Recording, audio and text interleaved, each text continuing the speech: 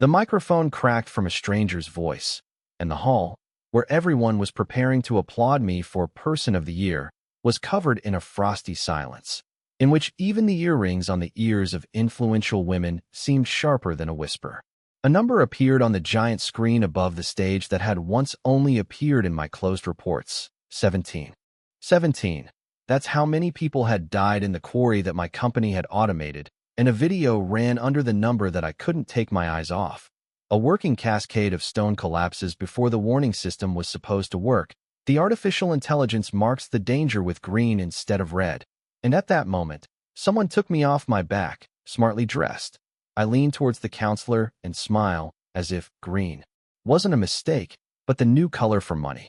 "This is your green one," says someone's even voice off screen, and I recognize my own brother, whose death we then classified as incompatible with life and buried under the heavy granite of silence. I stand under the light that has always loved my profile, and suddenly I see my hands as the cameras see them, impeccably clean, polished to a gleam, nails with a barely noticeable gray crescent that my beautician called a sign of strength. And to me it now seems like a blade that cuts me off from the living. "Mr. Ignat, will you comment?"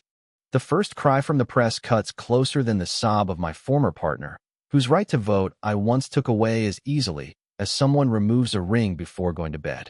I take a breath, but my voice is tight in my throat, like a residence permit for which I once paid for 2 conversations and 1 dinner.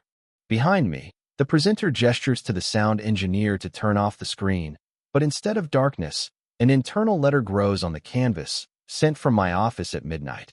"Let's transfer the signal to green. Red panics investors." In the lower corner is my signature, the same one I used to sign my mother's Christmas cards.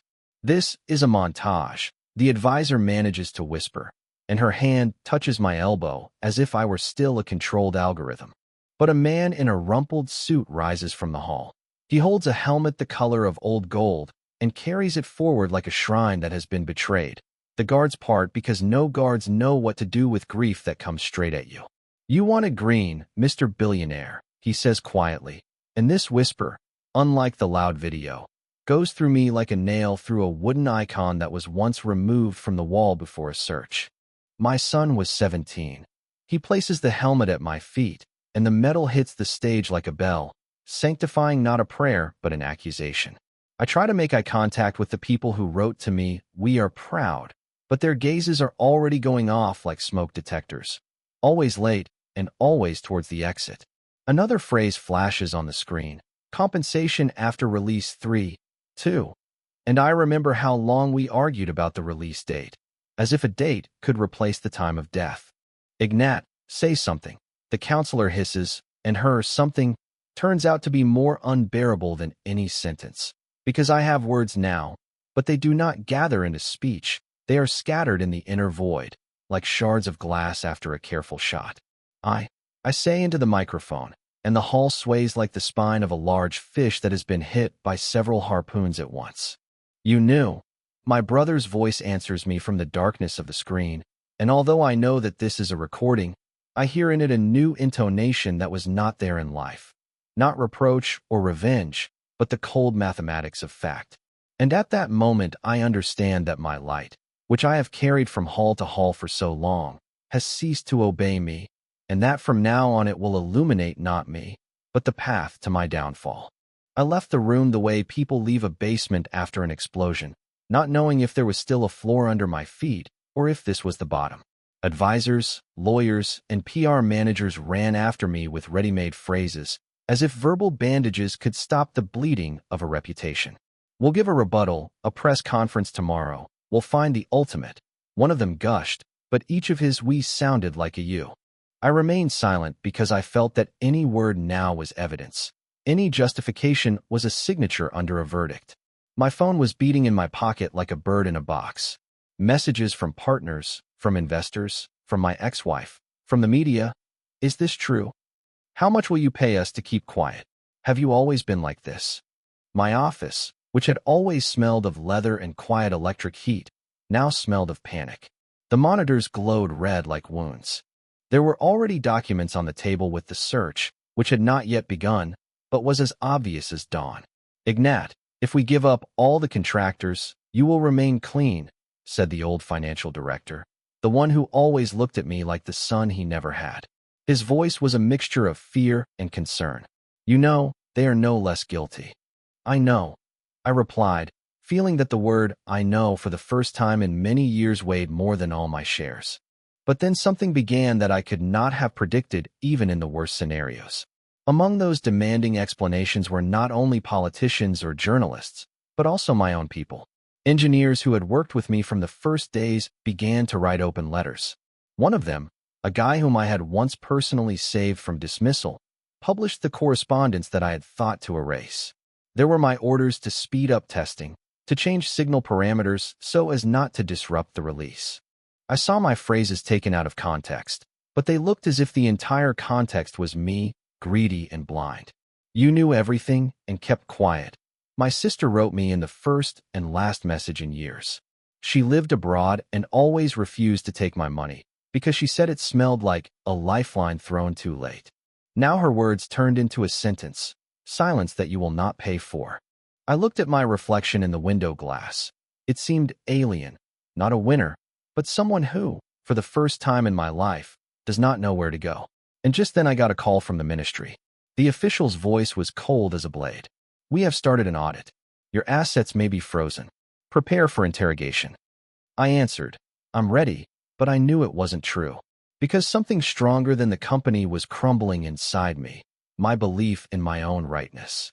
When I hung up the phone, the office seemed to shrink. The walls I had once chosen to emphasize the scale now reminded me not of an office, but of a cell. That evening, I went out onto the roof, where I used to hold private champagne receptions and drones that painted my initials in the sky. The sky was dark, but the clouds illuminated the city. And suddenly, in that sky, I saw my pattern. The green and red signals we had set in the warning systems were now flashing in the windows around us. Down below, in the square, people were already standing with signs. Justice in red, life is more important in green. This was my color code, returned to me as an accusation. I no longer had time or place to hide. Even the sky seemed foreign. And for the first time I understood, falling is not when you lose your fortune, but when every sign you have made for others starts to burn against you. I was summoned for questioning in a cold gray building where the smell of coffee mixed with the smell of fear. I walked there as if to a public execution, although my face tried to remain stony. The investigator didn't ask questions right away. He turned on the recorders, laid out documents in front of me, each line of which felt like a nail in my coffin. I sat in silence until he thrust a flash drive in front of me. This was given to you. From the person who said you don't know everything about your own business yet. His gaze slid over me like a knife on ice. I took the flash drive, feeling its weight, a small black piece of plastic, but in my palm it felt like a key to a lock that no one had ever opened. That evening, when all the advisors were asleep or pretending to be asleep, I inserted it into my laptop. Spreadsheets and internal reports that I had never seen unfolded on the screen. These were contracts with shadow companies, signatures forged in my name, and changes to security systems that had been happening even before I gave the order. My own name had been used as a shield behind which others had rewritten people's lives into numbers. The biggest shock came at the end. Among the files was a letter addressed to my brother. We will do everything as agreed. Ignat will not understand anything. The main thing is to stick to the script. And remember, green is for investors, red is for victims. The signature was someone else's, but it had been sent from my system. I reread that line dozens of times, not believing it was real. Was my brother in on the conspiracy? Had his name been used, just like mine? Each version was equally unbearable. There was a knock on the door, and I saw the security guard who had worked with me since the first days. Sir, I know it's not you. I saw them take out the servers that night. You were in another city then. But if you speak up, they will erase you, and they will remain. His eyes shone with an honesty I had not seen in my environment for a long time. Why are you telling me this? I asked, and he replied, because I also lost a person there, and because maybe you are still capable of becoming who you were thought to be. These words hit harder than any accusations. For the first time in a long time, I felt not only guilt, but also the possibility of choice. I had something in my hands that could turn everything upside down, evidence of conspiracy, betrayal, falsification. But along with this came the realization that the truth could kill me faster than lies. I sat in front of the screen and felt my life swinging on the scales. On one side, the chance to be cleansed. On the other, the risk of being buried along with my own truth. And suddenly, for the first time in many years, I heard a voice inside me, not like my usual inner monologue. He was muffled but clear. Green and red have always been about life and death, not about investors. Now it's up to you. And I realized that this flash drive wasn't just a piece of plastic. It was my boundary between the past and the future. I called a board meeting, even though I knew full well that most of them had long since ceased to be my allies. They looked at me with cautious hatred, as if I could no longer guarantee profits. I placed the flash drive on the table like a weapon that could tear this room apart. These files contain evidence that the fatal mistakes were not my decisions, but part of a scheme you've been building for years, using my name as a cover. A few people looked at each other nervously, others smiled. Those who were sure I wouldn't dare. Do you think this information will save you? One of the partners asked coldly.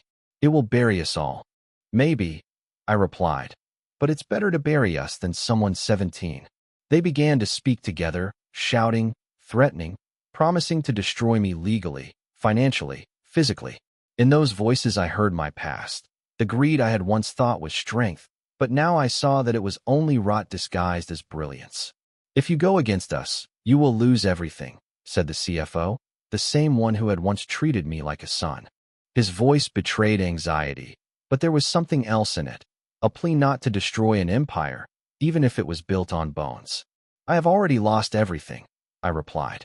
The next day, I had to speak in Parliament at a hearing where I had been summoned as a witness. The cameras, the throngs of journalists, the flashes of lightning, it all looked like a public execution. I held the same flash drive in my hands. I have evidence of a conspiracy in which I and my company were used as cover, I said into the microphone, and the room froze. These people sit in councils, in offices, in the media.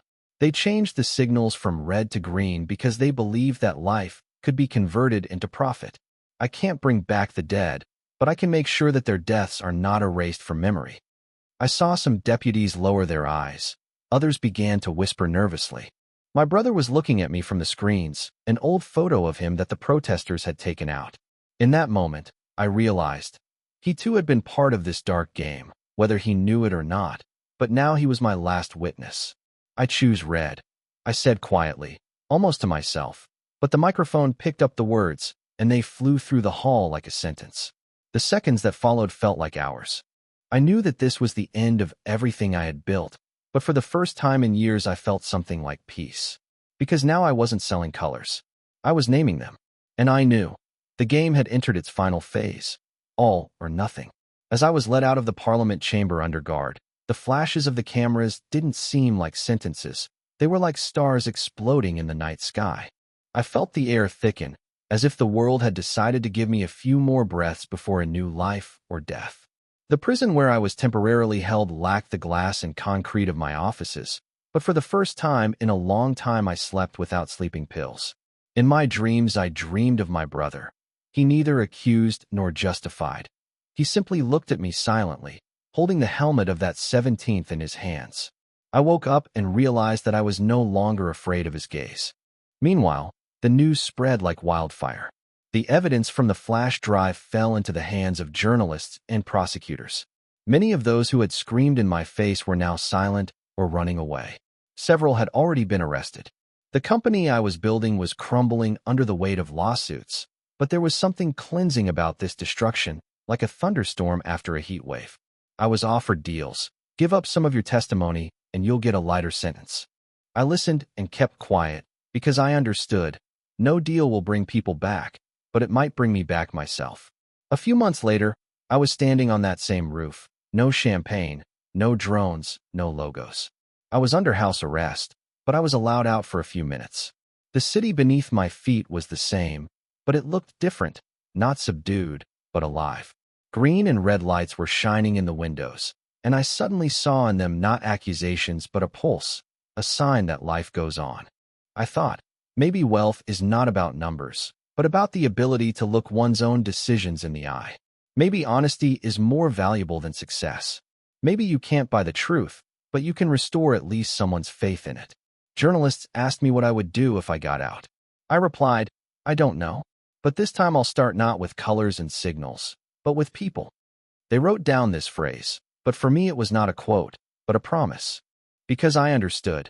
Even if I stay in prison, I am no longer the one who put green where red should have been. There were no stars in the sky where I looked that evening, only the diffused light of the city. And yet I saw them, in memory, in the people who wrote me letters, in the families of those 17.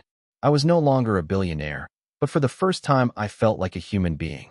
And in that silence, which was no longer fear, I heard my own voice. Can the past be redeemed? Maybe not, but we can stop selling it. No one wrote down these words.